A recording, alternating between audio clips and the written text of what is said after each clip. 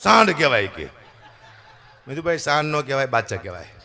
એ કે અમારા સાંઢ મોટું. 1 કલાક અહીંયા સાંઢ થઈને બોલ્યો. પછી આવ્યો સાસણગીરમાં, અહીંયા રજૂ કર્યો પણ રજૂ કરતા આવ્યો જ નહીં. કે હવે આપણે હકબા કઢવીને તેજમાંથી રમતા મૂકી. બીજું પેલો હું મેળીમાંનો બોકડો છું, રજૂ કરો ચાલાવ રમતા છું ને બોકો છો. દુઃખની વાત છે. કાલે મારો જે પ્રોગ્રામ હતો ને એમાં 1 કલાકારે બીજા દાન 13-14 ભજન ગાયા મારા દીકરા. કોઈ વાત બંધ ન થાય, બંધ થતા થઈ ગયો બંધ થઈને પાછો એ કે હવે હું એક છેલ્લું ભજન સંભળાવીશ, રૂખડ બાવા. મેં તો હવે ઉખડ બાવા કીધું. ચાના બેઠે ઉખડો માન ઉખડ બાવા કીધું. દુઃખની વાત છે પણ કરવી પડશે. શબ્દ છે કોઈને ખબર નથી, પણ આ સ્ટેજમાંથી મને એટલી ખબર પડે છે એન્ડમાં તમારે બહુ દુઃખ વેઠવું પડે છે. રાગ દોષ, વાણી દોષ ને શબ્દ દોષ લાગે લાગે લાગે. કયા સમયે તમને ખબર ન પડે કયું ભજન ગાવું સાહેબ, રાગ દોષ લાગે. કયા શબ્દ કોના વખાણ કરવા, 1-2 આખા ગામના બોચ મારતો તમે વખાણ કરવા મળો તો વાણી દોષ લાગે લાગે લાગે. ત્યાં બધા દોષ કલાકાર માટે છે, ખાલી એક પૈસાનો દોષ નથી લાગતો.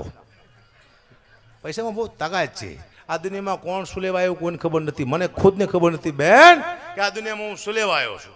તમે વિચાર કરો, હું ડાયરામાં જાઉં છું, પૈસા આવ્યા ઘરે આપું છું, પાછો ડાયરામાં જો પૈસા આવ્યા ઘરે આપ્યા, વળી પાછો ડાયરામાં જો પૈસા આવ્યા ઘરે આપ્યા. હું તો ઘરે ખાતોય નથી, તો હું પૈસા ઘરે શું લેવા આપું મને ખબર નથી. હું કોઈ મજૂર છું, દાડીઓ છું, હું શું કોણ આવા લાંબા વાલે શું લેવા ફરું દુનિયામાં. દુઃખની વાત છે પણ મારે કરવી પડશે જીવનમાં. મને ભયાનક દુઃખ થયું આજ પહેલી વાર. આ દુનિયામાં માણસ પોતાના માટે નહીં બીજા માટે આવે છે, પોતાની બહેન માટે, મા માટે, દીકરી માટે, ભાઈ માટે. તમારી તમે એક પણ ઈચ્છા પૂરી આ દુનિયામાં ન કરી શકો. તમે તમારા પરિવારની ઈચ્છા પૂરી કરવામાં આવ્યા છો.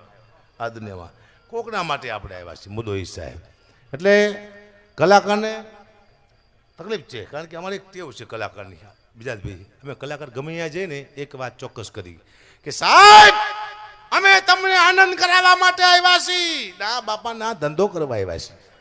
આનંદમાં ઘરે નો કરે શું લે ભાઈ, ધંધો. ખોટી વાત નથી કરવાની, ખોટી વાત છે.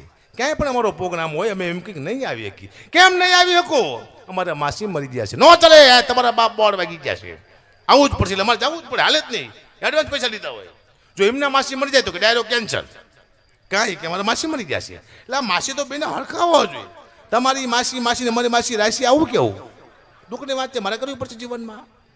હવે હું મારા ઓરિજિનલમાં આવી ગયો. હું ઘણા ટાઈપથી રામદાસ બાપુનું ભજન છે મને બહુ ગમતું. એ ભજન માણસ મૃત્યુ પામે એની યાદમાં ગવાય છે.